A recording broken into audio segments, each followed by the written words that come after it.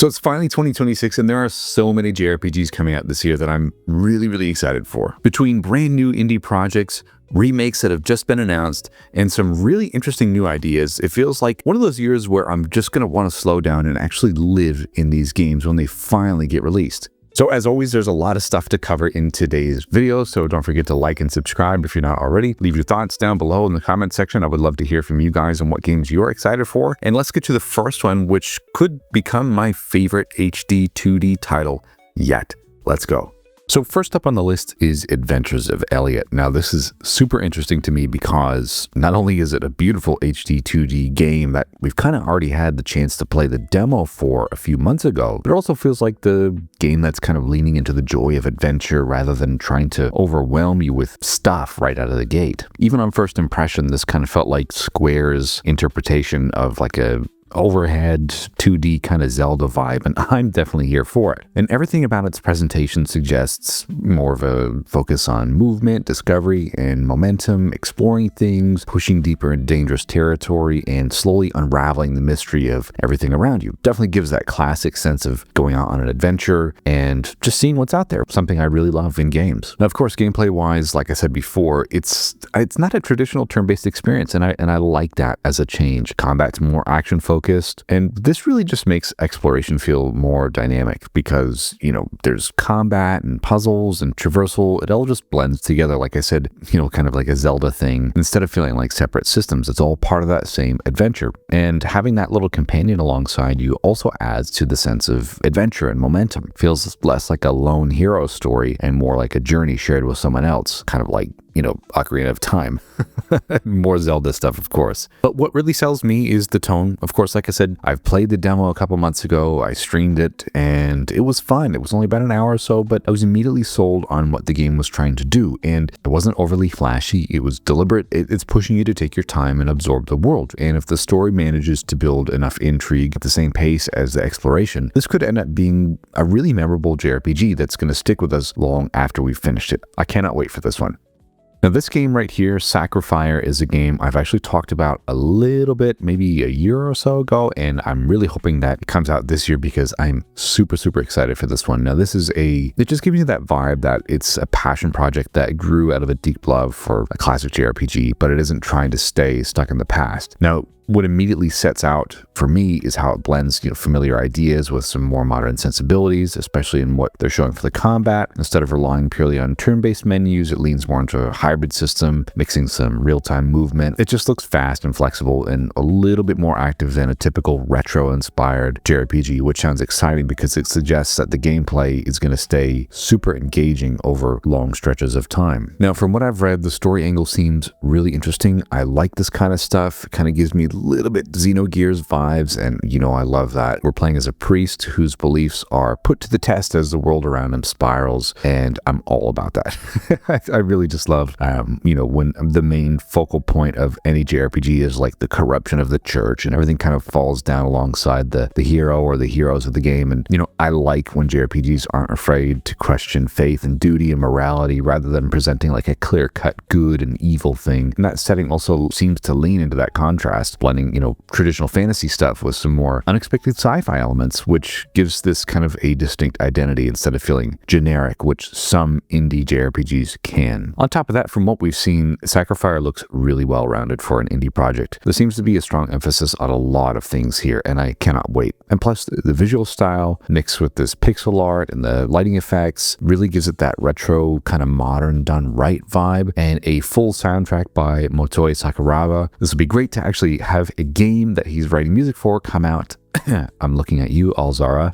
And of course, it just feels like a game that's aiming much higher than a typical indie throwback. So easily one of the upcoming JRPGs that I'm most excited to finally get my hands on, hopefully this year. Now, another game that I've been following for, I don't even know how many, a lot of years now, is Threads of Time. Now, you guys know as well as I, there's been a lot of Chrono Trigger love letter games, and I think this one might actually be the one because for me, Sea of Stars was supposed to be that one. I still liked that game, but just felt a little bit flat. But from what I've seen of Threads of Time, I don't know, it just kind of immediately stands out to me because it seems to be built entirely around this big ambitious idea. time travel that actually matters. So instead of using different eras as a gimmick, the game appears to be focused on making each time period feel distinct. I mean, not just visually, but hopefully narratively. And I like everything that they've, showcased here. Recruiting different characters from different eras means everybody's going to bring a completely different background, worldview, and maybe even fighting style to the group. And that's okay. I like what they're going for here. And visually, this game looks gorgeous. I can't wait to put my hands on this one. And more than anything, I think because of how long I've been following it, I'm really excited by the potential. Time travel stories can fall apart really easily if they're not carefully written, but when they're handled well, they can create some of the most memorable moments in the genre. I mean, just look at Chrono Trigger. It's always going to be the peak, the pinnacle of time travel JRPG, and anything that attempts to do something similar to it is always going to be inherently compared to it, which, good, bad, indifferent, just how it is, unfortunately. But Threads of Time, if you can make your choices feel meaningful across different eras, both in story and gameplay, it could end up being an incredibly special game. Now, hang on, before we go any further, I would usually stop here and tell you guys, make sure you like and subscribe and all that stuff, but I've actually just opened up a brand new Patreon account. I think this is going to be a really great way to give you guys some insights and behind the scenes, and also access to the videos early before they come out, some feedback, and even get involved in the video creation process as well. So the link is down below. I want to thank these people that are already supporting me on Patreon as well. It's really, really exciting. And I'm looking forward to giving you guys some extra content over there as well. So let's get to the next one right now.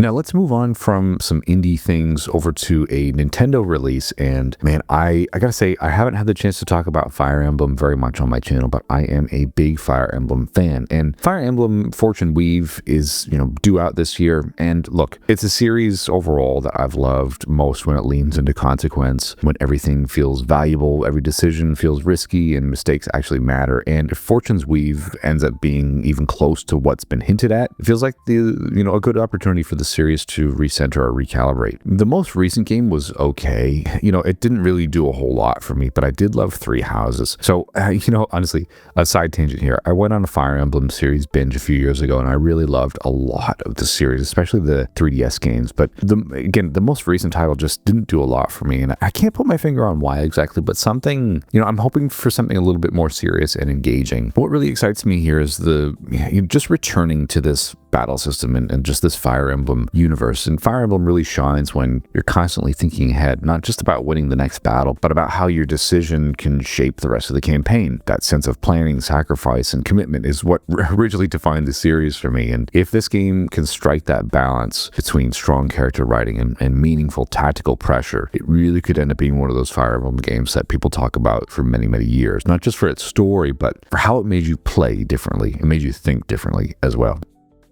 Okay, next one. I've been talking about a lot of Pokemon lately, and I'm happy to continue the conversation with this one here. And look, there's been nothing confirmed, but this is 2026, the 30th anniversary of Pokemon. The 10th generation of Pokemon feels like maybe a more of a bigger deal than just being the next entry in the series, especially because, yes, it's lining up on the 30th anniversary of Pokemon. So after years of experimenting with open world structure, it feels like this is the moment where the franchise either fully commits to that direction or rethinks how it approaches scale and exploration. More than anything, Generation 10, I honestly just needs to be confident, not just ambitious. For a while, I've always said each Pokemon game is a step in the right direction, and I feel like ZA was, it took me a little while to get into ZA, but I've ended up really loving it, especially with the Mega Dimension, Hyper Dimension DLC. I know a lot of you guys maybe don't like it. I've loved bonding with my son, playing ZA, and really just kind of falling back in love with the series. So, no matter what direction Pokemon decides to go with for 10th generation, I'm gonna be there. I'm going to be excited. And after a lot of recent discussion online that has been fueled by a lot of leaks pointing towards the game, maybe being Pokemon Wind and Waves set in a massive region inspired by like Southeast Asia. So there's possibly sailing between islands, sea exploration, catching Pokemon directly in the ocean. I think, it's been compared to Wind Waker as well. And honestly, that sense of movement and discovery feels like maybe a natural evolution of Pokemon's open world experiments announced so far. So maybe Pokemon Sun and Moon, but like actually fully open world. That could be interesting. And what really stands out to me though is the suggestion that Generation 10 might finally shake up some long-standing traditions. There's speculation about non-traditional starter types tied more closely to the setting, along with, rumors of a new engine aimed at improving performance and visuals. Of course, this would probably be the first strictly Switch 2 Pokemon game. So none of this is confirmed, of course, but if Pokemon can combine a bold setting refined with really great open world design and stronger technical polish and voice acting as well, this could end up being one of the most important Pokemon games in a long time, and I can't wait.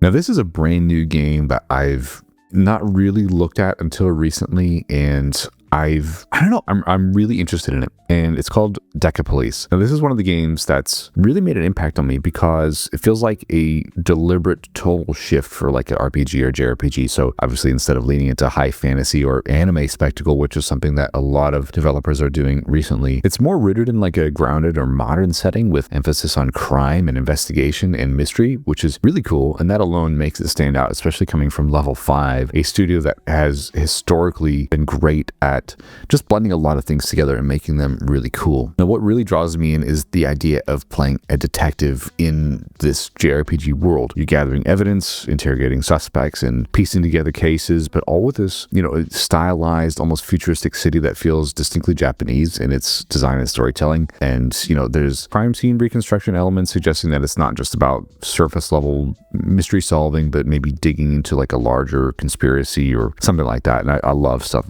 I honestly really love food for thought kind of games like that. So hopefully it's a little bit more serious. And more than anything, I think this game feels like a chance for the genre to stretch its legs a bit. I mean, JRPGs don't often explore grounded procedural storytelling like this. And I'm curious to see how well it could do with those investigative mechanics. How could it integrate with traditional RPG progression? So if Level 5 can nail the pacing and narrative weight, this could end up being one of the most unique JRPG experiences maybe of this generation. I mean, it's not going to be loud or flashy, but maybe memorable in a very different way.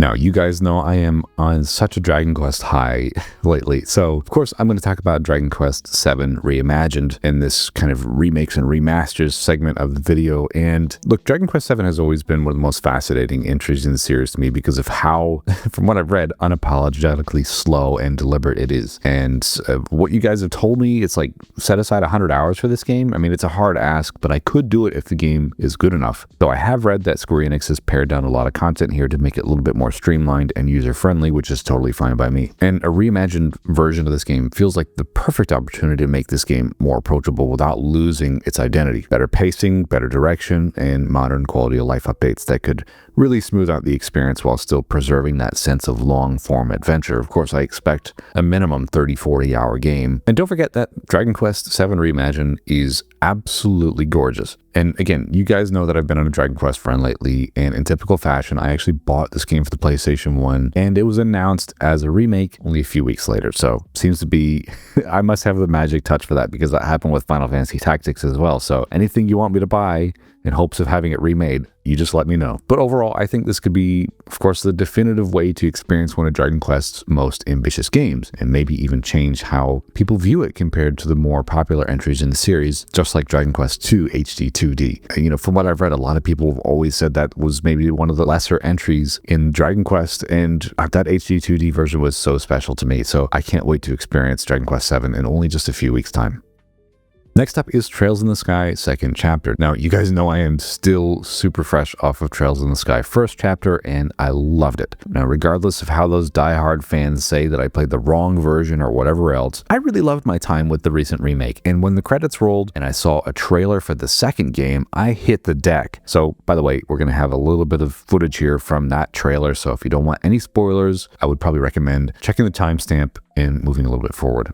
So in my research since then, I've read that Trails in the Sky, like the second chapter or, the original second iteration of it, is often talked about as the moment where the entire Sky arc truly comes together. And after that slow, deliberate world building in first chapter, I'm hoping that this is where some of the character arcs deepen, relationships are going to evolve, and, some of the narrative stuff starts to carry real emotional weight. I really did love what was presented in first chapter, and, it just overall feels like it's less about setup and more about payoff in this game, and I can't can't wait to see what's in store. Now, what makes this exciting is how committed the game is to long-form storytelling. I know that there are so many games in the Trails series, and yeah, it takes a long time to tell these stories, and that's okay.